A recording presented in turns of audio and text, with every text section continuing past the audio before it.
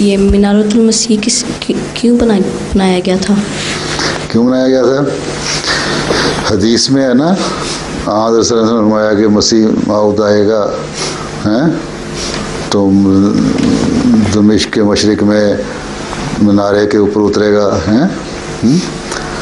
तो वो हदीस को ज़ाहिरी अल्फाज में पूरा करने के लिए हज़रत मसीह मौऊद अलैहिस्सलाम ने अपनी ज़िंदगी में मीनारे की बुनियाद रखी थी, ताकि ज़ाहिरी तौर पे भी एक शक्ल पूरी हो जाए कि यहाँ मसीह मौद का ध्यान में। अगर अब वैसे तुम लकीर खींचो ना, अब तो दुनिया ने बड़े वाज़े नक्शे हो गए हैं, इंटरनेट पे भी लोग निकाल लेते हैं कि दमिश्क से स्ट्रेट लाइन खींचो ईस्ट की तरफ अगर लेके जाओ तो एन का ध्यान के ऊपर आ जाती है हैं।